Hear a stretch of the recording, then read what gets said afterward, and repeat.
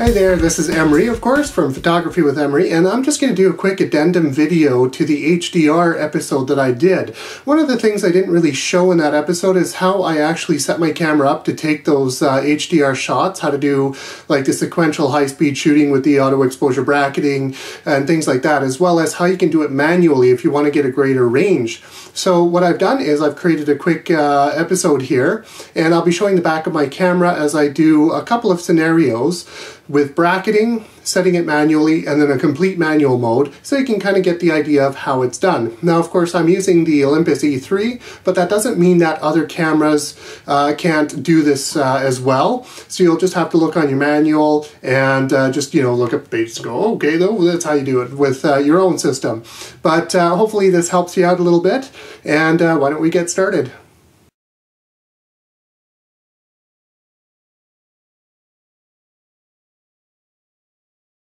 Okay, so first of all, I just set my cameras up here, and I'm going to show you the auto exposure bracketing feature here.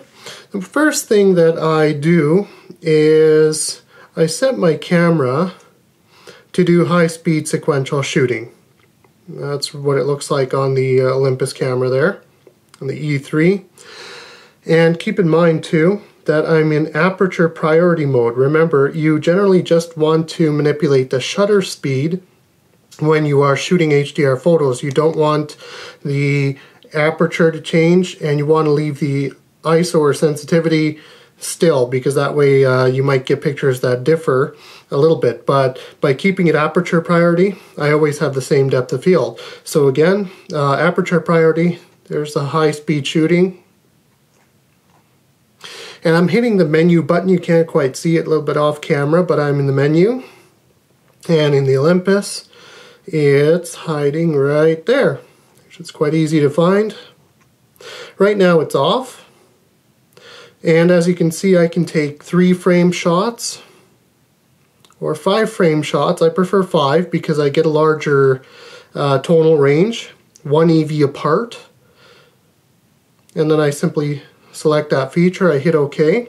Now, because I'm in high speed mode, and hopefully you'll hear it on my microphone here, when I take a shot, and I'm holding down the, you don't see the screen because I'm holding down the shutter button halfway, but all I have to do is just press and hold. And there we go. We get the 5 exposures. Now, in my case, of course, I'm in a darker place, so those exposures took a little while longer, but it's as easy as that if you're using the bracketing feature.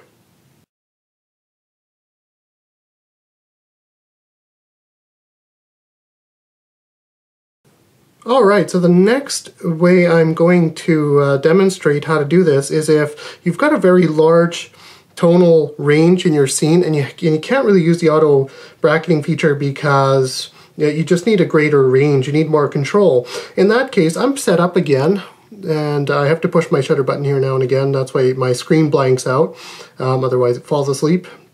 But I'm in aperture priority again, and but this time, as you can see, I'm just in single mode here. So if I take a shot, it's just going to be 1 shot. I no longer have the bracketing feature. As you can see, it is turned off. And in this case, what I do is I use that plus and minus button, the exposure compensation button, and I'm holding it down right now. It's on top of the camera.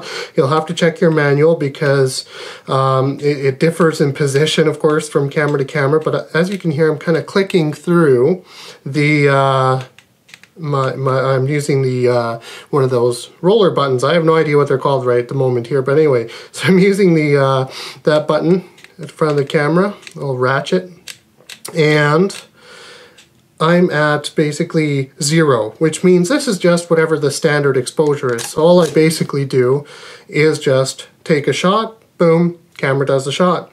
Now, what I do is, and you can, start wherever you want. I'm going to move it to -2 now, and then I will take, click, another shot. Then I'm turning the mode dial. There we go. That's what it's called. And it comes to me now.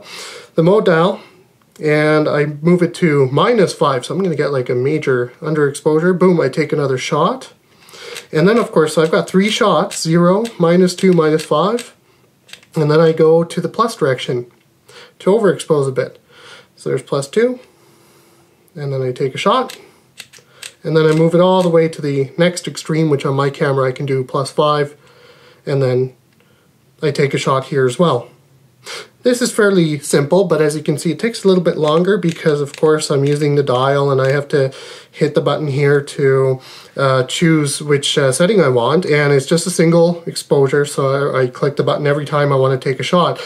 But there is a lot of control here because I can set it to whatever I want. I don't have to rely on just one EV apart. I can use, as you can see here, I use 2 and then 3, another 3 EV apart to get from the -2 to the -5, or the +2 to the +5 setting. So that's if you're using exposure compensation. That's that little +- button on top of your camera.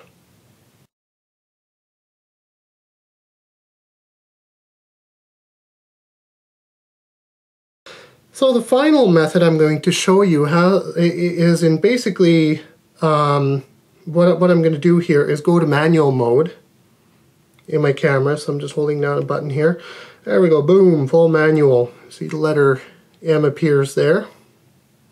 And you're probably going, hey, just use, shutter priority and then you can change the shutter. True, but your aperture will be manipulated by the camera automatically. So using shutter priority for HDR photos, not a great idea because your depth of field may change as the camera will manipulate the aperture in order to get the right exposure.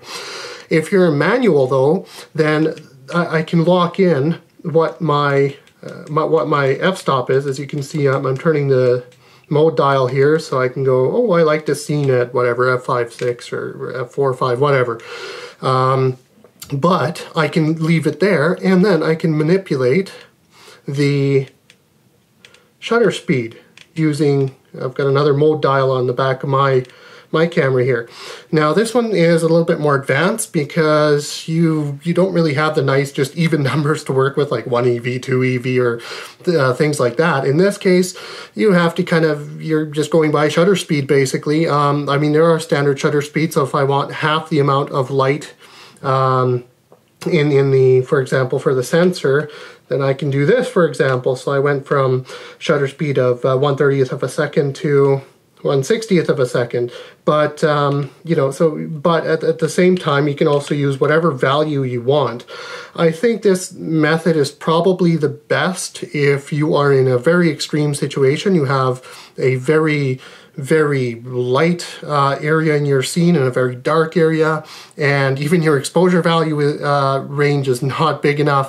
In this case, I mean, sky's the limit because I can set my shutter speed essentially wherever I want to. So if I want to get a shot that's going to be, let's say I have a really bright sky, or maybe even I'm using a wide angle lens and the sun's just peering into the lens a little bit. And remember, be very careful when you are shooting the sun. But anyway, I could use like a 1/1000 shutter speed, or I can push it up as high as I want to go here. Or if I want to, of course, do something along these lines, I could shoot maybe, half a second exposure. So I've got a gigantic range I can work with when I'm in manual mode. But like I said, best bet, you take a few shots and then you'll see your preview.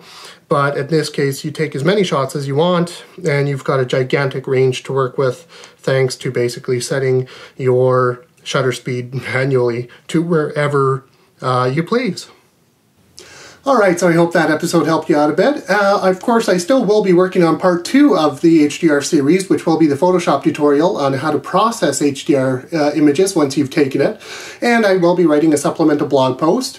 And of course, Facebook and Twitter links are off of my blog. And do subscribe if you haven't already. Thanks, and I'll see you hopefully for part 2. Take care.